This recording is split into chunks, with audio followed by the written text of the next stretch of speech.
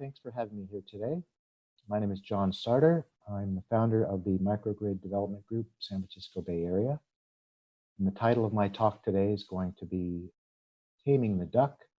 I'm going to talk about virtual power plants for resilience and as grid assets. So a virtual power plant, or VPP, is a network of distributed energy systems that all work together as a single power plant. The systems can be located across many neighborhoods and centrally controlled using Wi-Fi and software to charge or dispatch the energy from the batteries as needed. VPP operators offer a range of financial incentives and other benefits to households in return for joining the VPP. So the VPP is going to include these distributed renewable generation assets such as solar, wind, and hydro, energy storage in the form of batteries, flywheels, pumped hydro systems, and thermal energy storage. And then on a building level, you're going to have home energy management systems, or HEMS, that control the energy within the building and the vehicles, and also control how much an owner wants to participate with the VPP. Then you have community energy management systems, also known as distributed energy resource management systems, or DERMS, that control the energy flow within the community as a whole. And there are technologies and companies operating within the US, such as Gila and Enbala, that are making this happen today. First example of a virtual power plant I'm going to give is up in Vermont. There's a utility there called Green Mountain Power, and they have what they call their Resilient Home program. What they're doing is giving people Tesla batteries to put in their homes, and they're also using those batteries as meters because the metering with capability within the battery system is as robust and is utility grade and helps replace the required meters from the utility. In return for giving these batteries, the owners agree to use the batteries as an ancillary asset to the grid for storage and balancing. And they provide resilience for the consumer during grid outage events. This can be done at no additional cost to the customer because in part it helps reduce the need for peaker power plants and the very expensive and dirty energy that comes from them. The second example of a virtual power plant that I'm going to give is up in Spokane, Washington, in what they call their zero carbon shared energy eco-district. This development is a public-private partnership between Avista Energy, which is the IOU there, and McKinstry Development. This project is 5 city blocks with multiple buildings and multiple energy and storage assets. Some of the buildings are being built to passive house level, which helps reduce energy use and increases efficiency. And all of the buildings have solar and energy storage systems within them that's shared within the community. The eco district becomes the manager of the energy resources supplied to the campus buildings and their tenants. And the interesting thing about this project is that this development replaced the need for and is actually in the location of a previously planned substation by Avista Energy. Third example of a VPP I'm going to give is in Utah. This is a project called Soleil Lofts, and it's a joint venture between Rocky Mountain Power, which is the utility there, Sonnen Batteries, and the project developer. This project won Utility Dive's 2019 Project of the Year. This is a 600-unit development, and they're putting Sonnen batteries in each unit, again, in exchange for them being a grid asset for balancing and voltage regulation. And they also provide resilience for the owners during grid outages and for the community as a whole. The project has 5.2 megawatts of solar and 12.6 megawatt hours of storage in the stationary batteries. They're also putting in 150 EV chargers, so that's one for each of the 4 units. Now, the interesting thing about this is that 150 EVs at an average of, let's say, 60 kilowatt hours each, which is pretty typical for today's new EVs, represents an additional energy storage potential of 9 megawatt hours.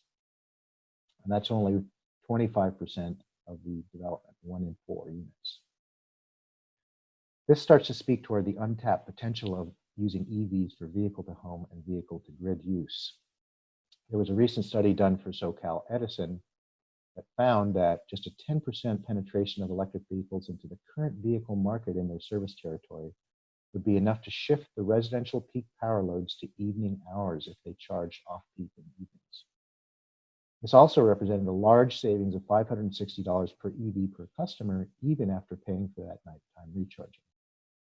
So this indicates that utilities should shift from a defensive managed charging strategy to an offensive strategy that charges and utilizes electric vehicle battery storage with overnight recharging.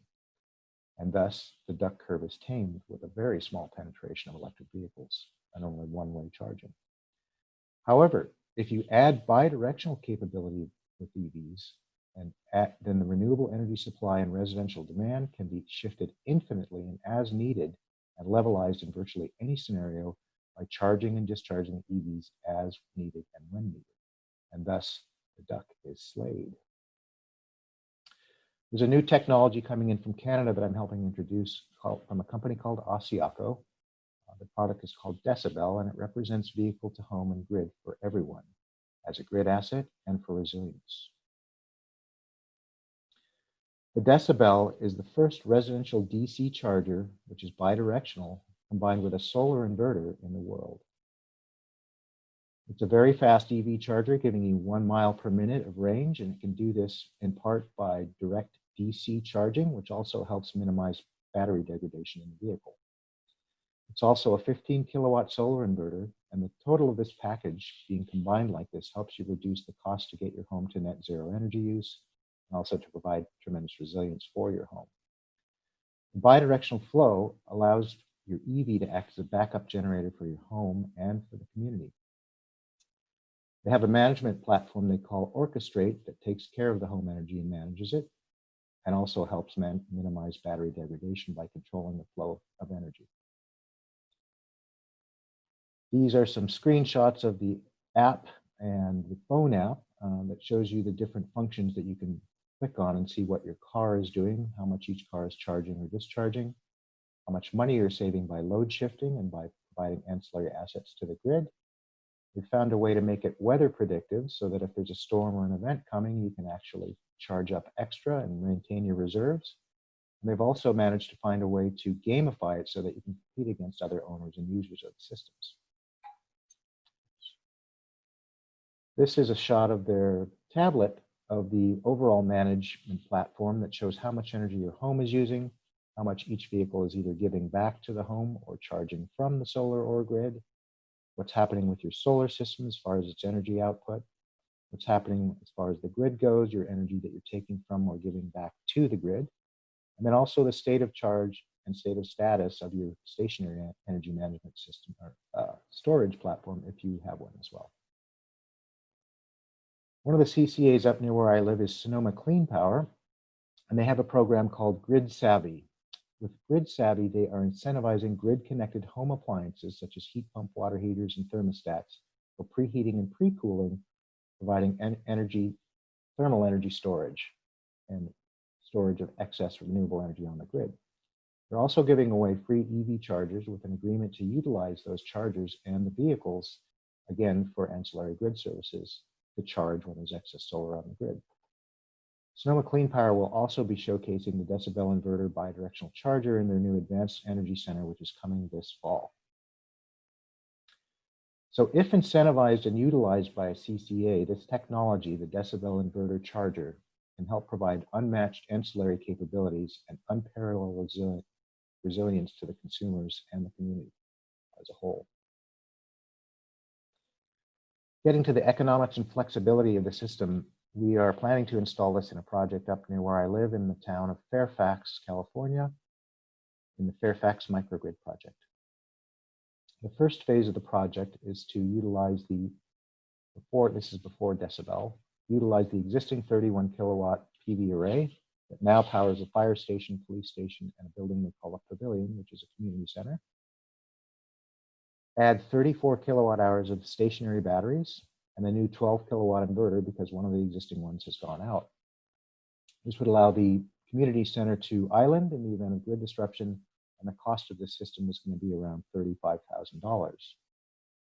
Now, after we decided to put in the Decibel system, we're still using the existing 31 kilowatts of PV to power the fire station, police station, and the pavilion, but we've now reduced the stationary energy storage from 34 kilowatt hours down to 10 kilowatt hours, which represents a pretty substantial savings.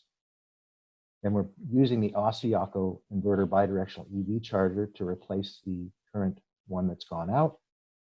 And then by providing a 60 kilowatt hour city-owned Nissan Leaf or other vehicle, we have more than doubled the energy storage of the project. And actually, it's really unlimited energy storage because you can roll other vehicles up there at any time you need to and power from those as well. And we've reduced the cost from $35,000 down to $20,000, plus created a mobile energy storage capability for the community. So other buildings that have Asiaco installed could share that power from the pavilion, from the city vehicles, or from any other vehicles, EV, electric vehicles, that is. So this is what mobile energy assets in your community would look like. Ideally, you would go to work and charge from the day from solar, thus raising the belly of the ducks, soaking up that excess solar on the grid. In the evening, you bring those vehicles home and use that energy from your EV to power your homes, which helps lop off the head of the duck. And then if you need to, you can recharge and top off your vehicle between midnight and 5 a.m. off-peak when energy is plentiful and inexpensive.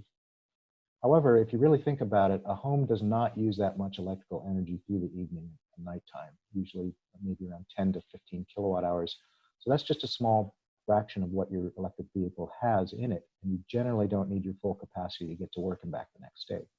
So you shouldn't even really have to charge overnight. So now you can repeat this cycle for infinite expanding solar and storage capabilities within your homes, businesses, and community as a whole. The resilience this creates through the massive energy storage reserves is unparalleled. And you're also able to share that energy with those in need. This photo down here on the right is these are photos and an actual link to a video of a Nissan Leaf that was powering a concert a couple years back east. So now you can start to use these electric vehicles as a virtual power plant for your community. You can start to create microgrids without actually using the grid wires by moving that energy around in vehicles. And you're saving a lot of money by stacking multiple values of your EV and its assets. So you have renewable energy storage within the vehicle. You have home energy and energy storage within the vehicle. You've got community energy and energy storage within the vehicle. You can use those vehicles for grid and microgrid ancillary services. And there's still transportation for delivery of people, goods, services, and now also energy.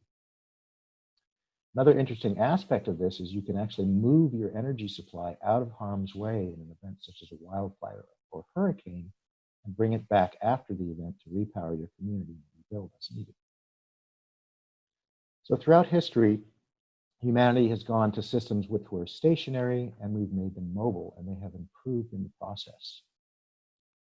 We've also got to look at this current period of time. Do we want to start working towards more wire-based solutions that are vulnerable or more non-wire alternatives? And this is about as non-wire as you can get, other than inductive charging.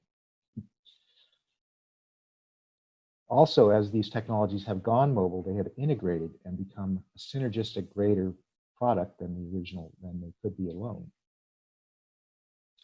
And now we have the ability to take e-mobility and integrate it with the built environment to create community microgrids that are renewable based, to take better care of our planet, our tiny blue dot. It's time for energy to evolve. Thanks for your time. This is my contact information down here on the left. Feel free to reach out with any questions. Thanks.